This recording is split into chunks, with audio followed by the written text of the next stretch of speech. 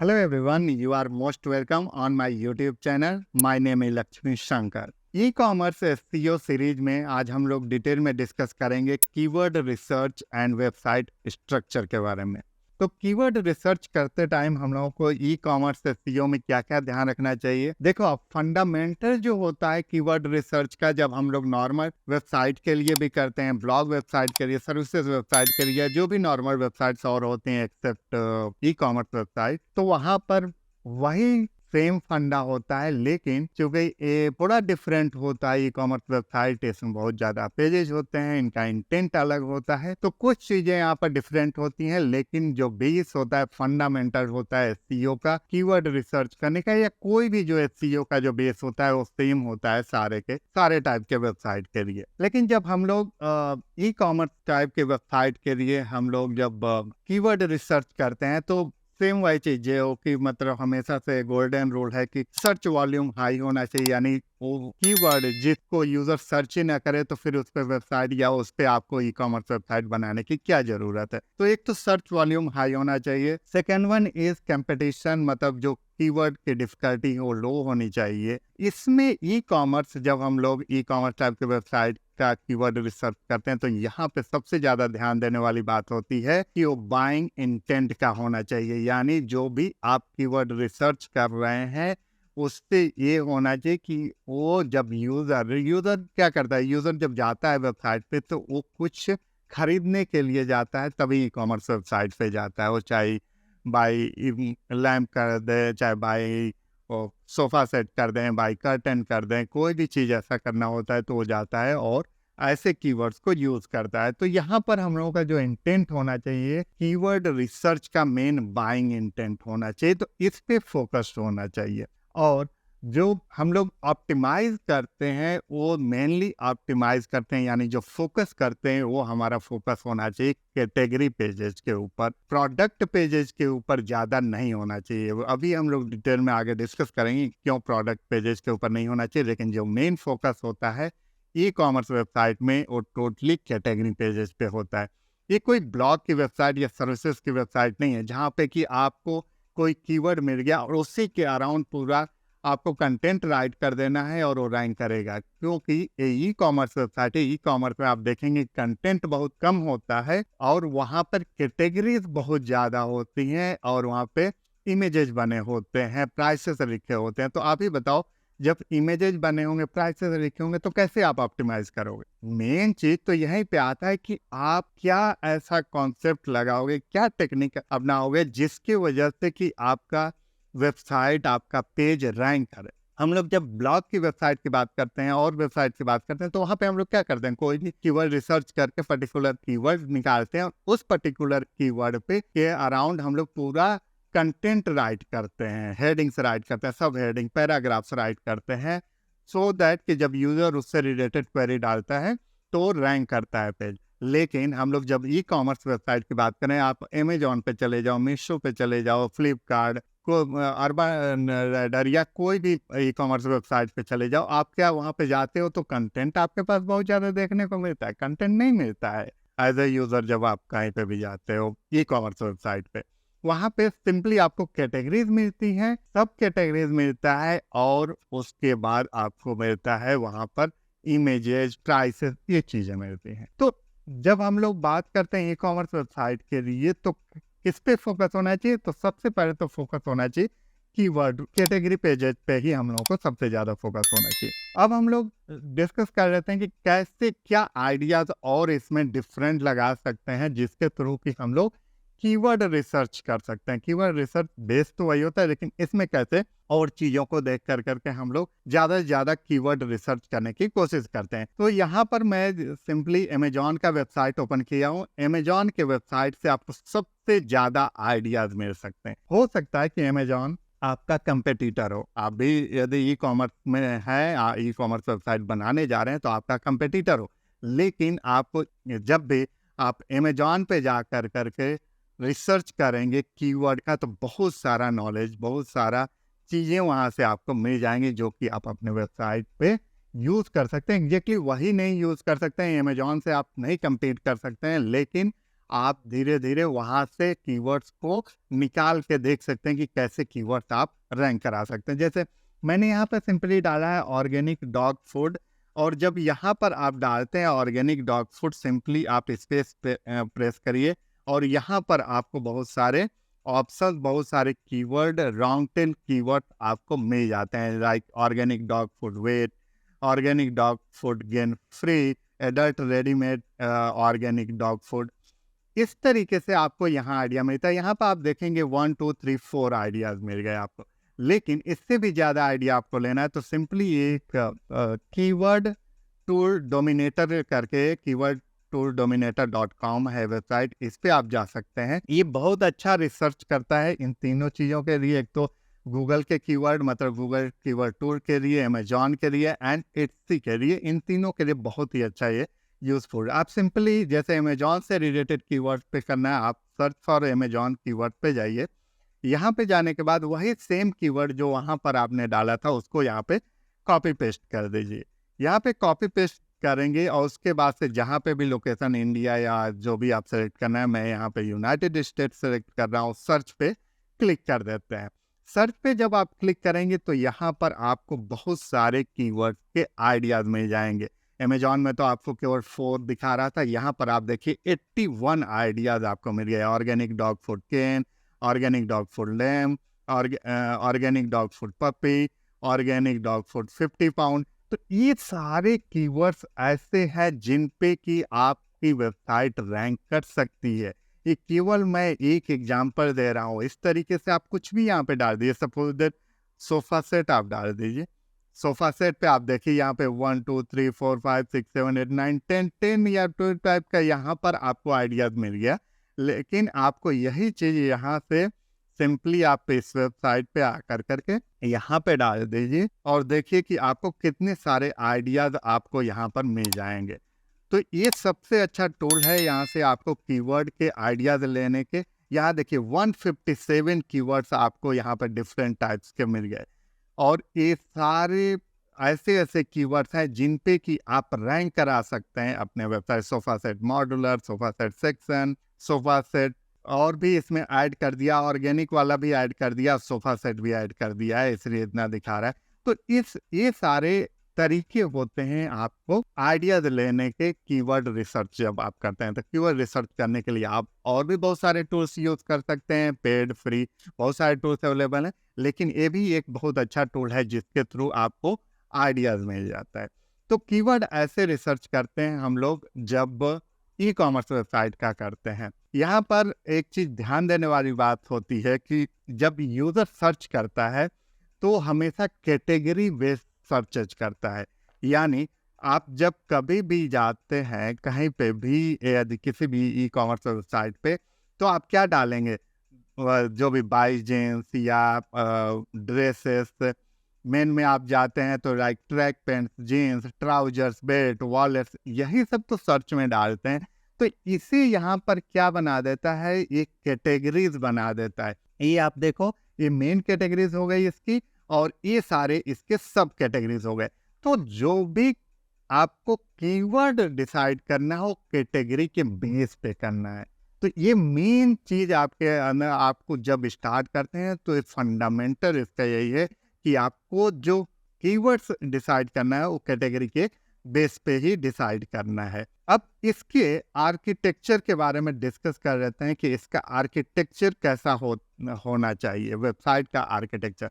जब भी हम लोग ई कॉमर्स वेबसाइट के आर्किटेक्चर की बात करते हैं तो ई कॉमर्स वेबसाइट का आर्किटेक्चर जो होना चाहिए वो बिल्कुल सिंपल एंड स्केलेबल होना चाहिए। सिंपल एंड स्केलेबल का मतलब ये होता है कि यूजर इजीली वहां पर नेविगेट कर ले, और वहां पर जब आपको कोई कैटेगरी ऐड करनी हो तो बहुत ज़्यादा डेप्थ में जाने की जरूरत ना पड़े, इजीली आप टॉप में ही ऐड कर सके। यहाँ पर आप एग्जाम्पल में देखिए तो ये एक एग्जाम्पल आपको दिख रहा है और ये दूसरा एग्जाम्पल दिख रहा है। ये एग्जाम्पल में यदि आप देखेंगे तो इस एग्जाम्पल में क्या हो रहा है, आप देखिए तो यहाँ पर स्टार्टिंग में ये सारे कैटेगरीज हैं, फिर ये सब कैटेगरीज हैं, उसके नीचे सब कैटेगरीज। तो ये कितना डेप्थ में चलता जा रहा है। तो इतना डेप्थ में कभी भी सब कैटेगरीज नहीं होनी चाहिए ई कॉमर्स वेबसाइट में, तो इसलिए ये रिकमेंडेड नहीं है। वहीं पे यदि स्ट्रक्चर, इस वेबसाइट स्ट्रक्चर की बात आप करेंगे, तो इस वेबसाइट स्ट्रक्चर में आप देखिए यहाँ पे होम पेज हो गया, देन कैटेगरी यहाँ पे हो गई, उसके बाद सब कैटेगरीज आती हैं और नीचे प्रोडक्ट आ जाता है। तो ये बिल्कुल ईजी है, स्केलेबल है। स्केलेबल मीन्स आपको कैटेगरी और ऐड करनी है, यहाँ पे और कैटेगरी ऐड कर दीजिए, इधर ऐड कर दीजिए, सब कैटेगरीज ऐड करना है, इसके अंदर सब कैटेगरीज ऐड कर दीजिए। तो इस तरीके से आपका मेन जो फोकस होना चाहिए, एक तो सिंपल होना चाहिए, दूसरा ये बहुत ज़्यादा डेप्थ में, बहुत ज़्यादा क्लिक के बाद नहीं होना चाहिए। हार्डली 2 to 3 क्लिक्स से ज़्यादा डेप्थ में आपकी वेबसाइट नहीं होनी चाहिए, ई कॉमर्स वेबसाइट। यहाँ पर आप एग्जांपल में किसी भी ई कॉमर्स वेबसाइट, जो भी पॉपुलर ई कॉमर्स वेबसाइट हैं, यदि उनके ऊपर जाएंगे, आप देखेंगे सिंपली, ये देखिए इस पे जा रहे हैं, इसी के नीचे सब कैटेगरीज जा रही हैं। तो बस ये 2 क्लिक्स में ही आप वहाँ पे पहुँच जा रहे हैं, और चाहे किसी भी कैटेगरीज में पहुँचना है, आप सिंपली ऊपर कैटेगरी पे क्लिक किए, उसी के नीचे सब कैटेगरीज में पहुँच जा रहे हैं। आप मीशो पे भी आ जाइए, यहाँ पे भी आए, सिंपल टॉप में कैटेगरीज आपको सारे दिखेंगे, और उसके नीचे सब कैटेगरीज आपको दिख जाती हैं, सब कैटेगरीज है, सब कैटेगरी। तो इजीली आप यहाँ पर सब कैटेगरीज में चले जाते हैं, इजीली आप नेविगेट कर लेते हैं किसी भी सब कैटेगरीज को। तो इसे हमें ध्यान रखना चाहिए। अब एक चीज ध्यान रख लेते हैं कि जब हम लोग सब कैटेगरी का इसमें ऑप्टिमाइजेशन करते हैं, क्योंकि हमें कोई भी कीवर्ड जो होता है उस सब कैटेगरी के बेस पे ही बनाना होता है। तो जब सब कैटेगरीज में जाते हैं, जैसे सपोज दैट आपकी वेबसाइट जो है, अब जैसे मीशो की बात करें तो ये सारे टाइप का है, चाहे वोमेन हो, मेन हो, किड्स हो, होम किचन है। लेकिन सपोज दैट आपने रिसर्च कर लिया, रिसर्च कर करके और कोई ऐसा कीवर्ड पे रिसर्च किया जो कि आपके वेबसाइट में तो है, लेकिन उसका सब कैटेगरी आपके वेबसाइट में है ही नहीं, मतलब वैसा स्ट्रक्चर ही नहीं है।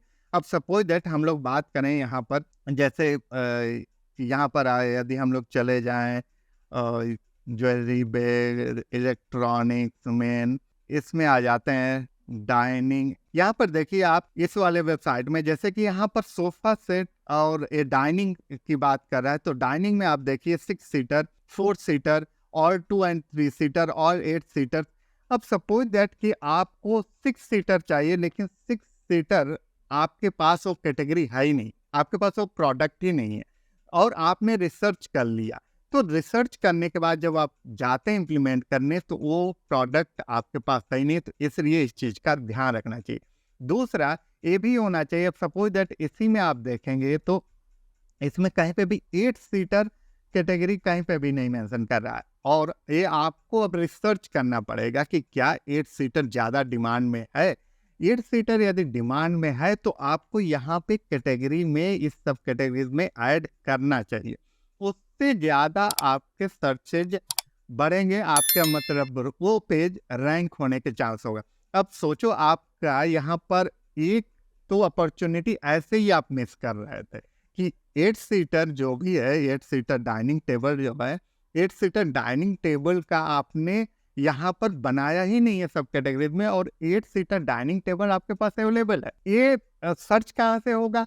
जब आपके कैटेगरी बेस पे ही सर्च होना है, और आपने 8 सीटर डाइनिंग टेबल यहाँ नहीं बनाया, तो सर्च कैसे होगा? तो ऐसे लिए हमेशा जब भी ऐसे बनाते हैं कीवर्ड का ध्यान रखता है, तो वहाँ पर ये सारी चीज़ों का ध्यान रखना चाहिए। अब आप जाएं किसी भी, यदि वेबसाइट पे भी चले जाइए, किसी भी ई कॉमर्स वेबसाइट पे जाइए, उसमें जब किसी भी सेक्शन के अंदर जाते हैं तो कैसे, अब सपोज दैट टी शर्ट, अब टी शर्ट में ऐसा भी होता है, फुल स्लीव होता है, हाफ स्लीव होता है। अब फुल स्लीव, हाफ स्लीव में डिपेंड करता है कि किस टाइप का आपका प्रोडक्ट है, दोनों टाइप का है या नहीं है। यदि दोनों टाइप का है, तो क्या वहाँ पर सब कैटेगरीज के अंदर आपने डिफाइन किया कि नहीं? अब इसी में चले जाते हैं, टी शर्ट में चले जाते हैं। टी शर्ट के अंदर यहाँ पे हम लोग देख लेते हैं फुल या शॉर्ट्स। ये देखो आप, shirt, sweat shirt, clothing set, ये यहाँ पर दिया हुआ है। इसके अलावा भी और भी बहुत सारे 274 सब कैटेगरीज दिया हुआ है। तो यहाँ पर ऐसे आप भी अपने कैटेगरी के अंदर सब कैटेगरीज बना सकते हैं। अब जैसे यहाँ पर हम लोग टी शर्ट के अंदर आ गए हैं, और टी शर्ट के अंदर यदि इसको देखेंगे तो यहाँ पर कैसे ऑप्टिमाइज कर रहा है, यहाँ पर क्या कोई कीवर्ड है जिस पे ऑप्टिमाइज कर रहा है। तो एक किस चीज पे ऑप्टिमाइजेशन किया हुआ है, इसको किया है किड्स वियर ऑनलाइन स्टोर। इसको आपको देखना है तो आप सिंपली इसके लास्ट में चले जाइए, इस पेज के लास्ट में, और देखेंगे तो यहाँ पर देखिए किड्स से रिलेटेड यहाँ पर इसी चीज को, किड्स वाले सेक्शन को ज्यादा फोकस किया गया है और उसी को आप देखेंगे किड्स वियर पे ऑप्टिमाइज होगा। ये देखिए आपको किड्स किड्स दिख रहा है, किड्स वियर यदि डाल देते हैं तो ये उस पे बहुत ज्यादा ऑप्टिमाइज पेज होना चाहिए। तो एक किड्स वियर पे पूरा ऑप्टिमाइज किया गया है। तो ये नीचे यहाँ पर पूरा जो कंटेंट होता है उसको नीचे डालते हैं। यहाँ पे ये ध्यान रखना होता है कि कंटेंट आपका ऊपर नहीं आना चाहिए, कंटेंट हमेशा इसमें नीचे होता है और यहीं से ये पेज ऑप्टिमाइज होता है और सर्चेज में यहीं से आते हैं। हम लोग अभी जैसे कि यहाँ पर सोफा सेट की बात कर रहे थे, जैसे कि यहाँ पर आ जाते हैं और देखते हैं कि सिंपली यूजर के पॉइंट ऑफ व्यू से यदि हम लोग कोई सर्च डालते हैं, जैसे यूजर सिंपली यहाँ पे डालता है 2 सीटर सोफा, तो क्या वहां पर रैंक करता है, क्या कैटेगरी पेज रैंक करता है या कोई प्रोडक्ट पेज रैंक करता है। तो उस चीज को अभी यहाँ पर देख लेते हैं। कैटेगरी पेजेज आप लोगों को समझ में आ गया होगा कि ये सारे कैटेगरी पेजेज होते हैं। और प्रोडक्ट पेज की बात करें तो जब यहाँ पर आते हैं तो इसे हम बोलते हैं प्रोडक्ट, जैसे H&M boys printed Jersey top, ये जो है ये प्रोडक्ट पेज है। लेकिन यहाँ पर जब हम लोग हैं तो इसे कैटेगरी पेज कहते हैं। अब आप ही बताओ, क्या कोई भी यूजर प्रोडक्ट बेस्ड सर्च करेगा या कैटेगरी बेस्ड सर्च करेगा? क्या वो सर्च करेगा किड्स वियर, या ये कोई किसी को मालूम होगा या कोई इतना स्पेसिफिक सर्च करेगा कि H&M boys printed Jersey top, इस टाइप का सर्चेज कोई भी करता है? अभी यहाँ पे चले जाएं, इसका देखो आप नेम कुछ और ही है, Hellcat boys pack of 5 typographic printed का कॉटन टी शर्ट, इस टाइप का कोई सर्च करेगा? नहीं करता है। तो ये होते हैं product pages. Product pages based searches नहीं होते ई कॉमर्स में, हमेशा कैटेगरी बेस होते हैं। Keywords online store, keywords wear, kid wear online, या kids wear T shirt, kids wear shirt, इस तरीके के सर्च होते हैं, न कि इस टाइप के होते हैं। इस पे और यदि देखना है तो हम लोग यहाँ पर सिंपली मैंने ये डाला है 2 सीटर सोफा, यहाँ पे मैंने डाल दिया। और इसको यदि हम लोग देखें तो यहाँ पे बहुत सारे वेबसाइट रैंक कर रहे हैं, जैसे IKEA का रैंक कर रहा है, फ्लिपकार्ट का रैंक है, पेपर फ्राई है, अमेजोन का है, अर्बन लैडर है, ये सारे यहाँ पर वेबसाइट रैंक कर रहे हैं। इनको यहाँ पर ओपन कर लेते हैं और देखते हैं कि क्या वहाँ पर प्रोडक्ट पेज रैंक कर रहा है या कैटेगरी पेज है। तो यहाँ पर आप आ जाइए, ये देखो आप, मैंने ओपन किया है पेपर फ्राई का, तो ये क्या, ये प्रोडक्ट पेज है कि कैटेगरी पेज है? सिंपली कैटेगरी पेज रैंक कर रहा है। दूसरा देख लेते हैं IKEA का, ये देख लीजिए, ये भी कैटेगरी पेज ही यहाँ पर रैंक कर रहा है। फ्लिपकार्ट का देख लीजिए, ये भी यहाँ पर कैटेगरी पेज रैंक कर रहा है। अमेजोन का देख लीजिए, कैटेगरी पेज रैंक कर रहा है। तो यहाँ पर ये नहीं कि प्रोडक्ट पेज रैंक करेगा, यहाँ पर कैटेगरी पेज ही रैंक करता है, जो कि यूजर सर्च डालता है, और यूजर हमेशा कैटेगरी बेस्ड ही सर्च डालता है। तो ये हमें इसीलिए बोल रहा था कि हमेशा कैटेगरी बेस्ड, और कैटेगरी में हमें इन सब चीज़ों का ध्यान रखना चाहिए कि कोई प्रोडक्ट के अंदर सब कैटेगरीज आपकी न छूट जाए। और भी एक सर्च मैंने डाला है, और जहाँ पर यहाँ पर हम लोग देखेंगे कि कहाँ पर हम लोग प्रोडक्ट बेस्ड सर्चेज डालते हैं। अब जैसे हम लोग बात कर रहे थे यहीं पर, तो ये ऐसा नहीं है कोई कीवर्ड जो कि जनरली कोई डालता है ऐसे कीवर्ड्स और कोई सर्च करता है, लेकिन कुछ प्रोडक्ट ऐसे होते हैं, और ये मतलब बहुत फ्यू के प्रोडक्ट्स होते हैं, बहुत ज़्यादा प्रोडक्ट्स ऐसे नहीं होते हैं। तो कुछ प्रोडक्ट्स ऐसे होते हैं जहां पर कि हमें प्रोडक्ट बेस्ड ऑप्टिमाइजेशन करना चाहिए। तो उसके लिए यहाँ पर जैसे कि रिबॉक की मैं बात करूं, रिबॉक शूज की, रिबॉक का नैनो X3, ये एक पॉपुलर ब्रांड है, एक पॉपुलर प्रोडक्ट है। तो यहाँ पर आप डेफिनेटली सर्च कर सकते हो, और यहाँ पे जब आप सर्च करेंगे तो आप देखेंगे, ये देखिए मैंने सिंपली वही सर्च डाला है, और यहाँ पर आप देखिए, इसको ओपन कर लीजिए, अमेजॉन की वेबसाइट रैंक कर रही है, फ्लिपकार्ट की रैंक कर रही है, यहाँ पर रिबॉक है, रिबॉक की रैंक कर रही है, रिबॉक का तो है ही है, फ्लिपकार्ट का है, तो इन सबको ओपन करके देख लेते हैं कि यहाँ पे क्या रैंक कर रहा है। पहले वाले में जैसे हम लोगों ने देखा था कैटेगरी रैंक कर रहा था, यहाँ पे क्या रैंक कर रहा है। अब यहाँ पर देख लेते हैं, ये देखो आप, ये प्रोडक्ट रैंक कर रहा है, प्रोडक्ट पेजेज यहाँ पे रैंक कर रहा है, क्लियरली यहाँ पर ये प्रोडक्ट का दिखा रहा है।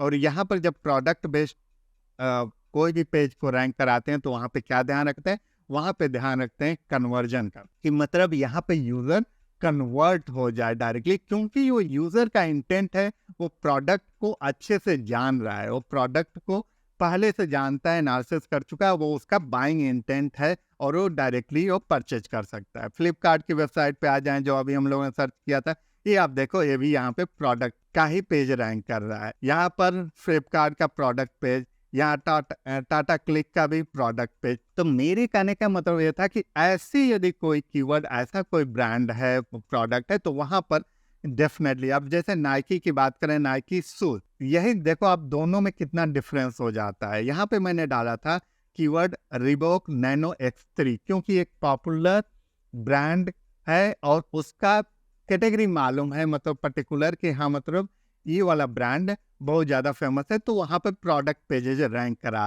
रहे हैं सारे के सारे ई-कॉमर्स वेबसाइट। अब सिंपली एक जनरल मैंने कीवर्ड डाल दिया, नाइकी शूज। अब नाइकी शूज जब डालते हैं तो यहाँ पर देखिए, क्या यहाँ पर प्रोडक्ट रैंक कर रहा है, प्रोडक्ट पेजेस, या यहाँ पे कैटेगरी पेजेस, इसको दे। अब यहाँ पे फिर से फ्लिपकार्ट को यहाँ पे ओपन करते हैं, मिंत्रा यहाँ रैंक कर रहा है, इसको ओपन कर लेते हैं, एजियो को कर लेते हैं, अमेजॉन को कर लेते हैं, और यहाँ पे देखते हैं तो क्लियर हो जाएगा हमें कि हमें कहाँ पे कैटेगरी पेजेस को ऑप्टिमाइज करना चाहिए और कहाँ पे प्रोडक्ट पेजेस को। अब यहाँ पर देखिए, ये आपका फ्लिपकार्ट का, ये देखिए आपका ये कोई प्रोडक्ट पेज रैंक कर रहा है, नहीं, यहाँ पे कैटेगरी पेज रैंक कर रहा है। यहाँ पे मिंत्रा का कैटेगरी पेज रैंक कर रहा है, इन सब का, जियो का भी कैटेगरी पेज, अमेजॉन का भी ये कैटेगरी पेज रैंक कर रहा है। तो मेरे कहने का ये मतलब है कि यदि, मतलब ज्यादातर तो जो भी सर्चेज होते हैं यूजर के, वो कैटेगरी पेजेज पे ही होते हैं। बहुत सिलेक्टेड ऐसे होते हैं जहां पर कि वो कोई भी प्रोडक्ट बेस्ड सर्च डालता है तो वहां पर केवल उसको रैंक कराने की जरूरत है, नहीं तो इसका जितने भी और सारे पेजेज होते हैं वो कैटेगरी बेसिस होते हैं। अब कैटेगरी में आपको जरूर ध्यान रखना है कि जो भी प्रोडक्ट है वहां पर वो प्रोडक्ट कोई भी छूटे नहीं। अब जैसे हम लोग यहाँ पर नाइकी का एक मैं एग्जांपल ओपन कर लेता हूँ, नाइकी का भी, और इसी के बगल में हम लोग रिबॉक का भी ओपन कर लेते हैं, तो दोनों में एक क्लियर हो जाएगा कि मतलब कभी कभी हम लोग कोई चीज, कोई कैटेगरी को तो नहीं छोड़ दे रहे हैं, या किसी कैटेगरी को नहीं छोड़ना चाहिए जो कि आपके पास प्रोडक्ट अवेलेबल है। अब जैसे हम लोग यहाँ पर नाइकी में आ जाएं, तो नाइकी में आप देखेंगे जैसे कि लाइफस्टाइल, जॉर्डन, रनिंग शूज। अब रनिंग शूज में भी आप जाएंगे तो रनिंग शूज में भी बहुत सारे डिफरेंट टाइप के इनके पास शूज अवेलेबल होते हैं, लेकिन जैसे मेन, वुमेन, यूनिसेक्स सारे होते हैं। यही आप यदि इसके होम पेज पे रहें तो वहां पर आपको देखने को मिलता है मेन, या यहाँ पे जैसे शूज के अंदर चले जाएं, शूज में जब आप जाते हैं तो यहाँ पर देखिए running, basketball, football, training, gym, यहाँ पर गोल्फ, टेनिस। और वहीं पे रिबॉक के अंदर हम लोग चले जाएं, रिबॉक के अंदर यदि हम लोग जाते हैं, sports, running, footwear, all footwear के अंदर चले जाएं, तो यहाँ पर देखते हैं कि इनके पास क्या क्या कैटेगरीज अवेलेबल हैं, या क्या यहाँ पर ये सारे कैटेगरीज को मेंशन कर रहे हैं या नहीं कर रहे हैं। तो यहाँ पर आप देखोगे जैसे फुटवियर के अंदर आप यहाँ पर देखिए, जैसे रनिंग है, जिम एंड ट्रेनिंग है, स्नीकर्स, वॉकिंग, बास्केटबॉल। अब सपोज दैट इनके पास फुटबॉल का भी, फुटबॉल प्लेयर्स के लिए भी शूज अवेलेबल है, लेकिन यहाँ पर ये कैटेगरी बना करके यहाँ पे फुटबॉल यदि मेंशन नहीं किए हुए हैं, फुटबॉल का कैटेगरी या सब कैटेगरी नहीं बनाए हैं, तो यहाँ पे क्या होगा कि एक बहुत बड़ा अपॉर्चुनिटी यहाँ पर ये खो देंगे। यानी इनके पास प्रोडक्ट होते हुए भी वो सर्चेज यहाँ पर नहीं आएगी। तो मेरे कहने का यही मतलब है कि आपको यहाँ पे फोकस करना है कि किस टाइप का प्रोडक्ट है, किस कैटेगरी के अंदर सब कैटेगरीज में है, उसको वहां पर सब कैटेगरीज या कैटेगरीज के अंदर इंक्लूड करना मस्ट है। अब जैसे हम लोग बात करें सोफा सेट की, सोफा सेट सपोज दैट कि आपने 3 सीटर मेंशन कर दिया, 4 सीटर कर दिया, लेकिन 6 सीटर आपने अपने वेबसाइट में इंक्लूड ही नहीं किया हुआ है, जबकि आपके पास 6 सीटर अवेलेबल है, तो उसको वहां पर मेंशन करना जरूरी है। नहीं मेंशन करेंगे, नहीं उसका कैटेगरी बनाएंगे, तो आप एक बहुत बड़ी अपॉर्चुनिटी वहां पे खो रहे हैं। तो यहाँ पर एक चीज और मैं डिस्कस करना चाह रहा था कि वाई कैटेगरी ऑप्टिमाइजेशन। तो ये पूरा आप लोगों को क्लियर हो गया होगा कि क्यों हम लोग कैटेगरी बेस का ऑप्टिमाइजेशन करते हैं, प्रोडक्ट बेस का नहीं करते हैं। करते हैं लेकिन बहुत कम करते हैं। एक चीज और भी होता है प्रोडक्ट पेज का, जब हम लोग प्रोडक्ट पेज का ऑप्टिमाइजेशन क्यों नहीं करते हैं, इसके पीछे एक और बहुत बड़ा रीजन है। आप ही सोचो, कैटेगरीज जो होती हैं जैसे कि शूज हो गया, क्लॉथ हो गया, चाहे लैंप्स हो गए, ये सारे क्या है, कैटेगरीज है, और कैटेगरीज के अंदर प्रोडक्ट होता है। जब हम लोग ऑप्टिमाइजेशन करते हैं तो सब कुछ करते हैं, ऑन पेज करते हैं, ऑफ पेज करते हैं, बैकलिंकिंग बनाते हैं, ये सारी चीजें होती हैं, टेक्निकल एसईओ करते हैं। इतना एफर्ट्स डालने के बाद, और सोचो आपका कोई प्रोडक्ट है, स्पेसिफिक प्रोडक्ट है, वो प्रोडक्ट आपका अवेलेबल नहीं है, आउट ऑफ स्टॉक हो गया, तो क्या होगा? जब लोग सर्च मारेंगे तो वो तो 404 दिखाएगा, पेज नॉट अवेलेबल दिखाएगा। तो उस पर जितना एफर्ट्स बैकलिंकिंग बनाए होंगे, टेक्निकल एसईओ और ऑन पेज एसईओ सब कुछ किए होंगे, वो तो सारा का सारा बेकार हो जाएगा। लेकिन आपका कैटेगरी पेज तो नहीं कहीं जाएगा ना। अब शूज की कैटेगरी तो कहीं नहीं जाएगी, शूज में तो बहुत सारे आपके प्रोडक्ट्स हैं। कोई पर्टिकुलर फुटबॉल टाइप का शूज या कोई पर्टिकुलर ब्रांड प्रोडक्ट आपका नहीं अवेलेबल हो सकता आउट ऑफ स्टॉक, लेकिन ये थोड़ी ना कि पूरी की पूरी कैटेगरी नहीं अवेलेबल हो। तो आई गेस मतलब अब आपको समझ में आ रहा होगा क्यों हम लोग प्रोडक्ट बेस्ड ऑप्टिमाइजेशन नहीं करते हैं, क्यों कैटेगरी बेस्ड करते हैं। क्योंकि कैटेगरी के ही बेसिस पे हमारे पास सर्चेज भी आते हैं, और हम लोग उस बेसिस पे इसलिए भी ऑप्टिमाइजेशन करते हैं कि प्रोडक्ट कभी डिसकंटिन्यू हो सकता है, आउट ऑफ स्टॉक हो सकता है, 404 पेजेज वहां दिखाने की जरूरत, लेकिन कैटेगरी पेजेज पे तो नहीं दिखाने की जरूरत पड़ेगी ना। तो इस तरीके से, और आप देखेंगे ई कॉमर्स के कीवर्ड रिसर्च के लिए नॉर्मली जो और वेबसाइट के लिए करते हैं वही सारी चीजें होती हैं कि मतलब उसका सर्च वॉल्यूम ज्यादा होना चाहिए, कीवर्ड डिफिकल्टी कम होनी चाहिए, मतलब लो होनी चाहिए, और इसमें बस ध्यान ये रखना होता है कि बाइंग इंटेंट के होने चाहिए कीवर्ड्स, और हमें जो मेन फोकस है कैटेगरी बेस पे रखना है। तो आई होप आपको पूरा आज क्लियर हो गया होगा कि साइट का नेविगेशन कैसा होना चाहिए, यानी वेबसाइट का स्ट्रक्चर कैसा होना चाहिए ई कॉमर्स वेबसाइट का, और कीवर्ड रिसर्च कैसे करते हैं। एक तो जैसे मैंने बताया कि आप अमेजॉन या कोई भी बड़ी वेबसाइट पे चले जाइए, वॉलमार्ट या जैसी भी वेबसाइट है, और वहाँ पे जाके आपको कीवर्ड रिसर्च करने को बहुत सारा ऑप्शन मिल जाता है।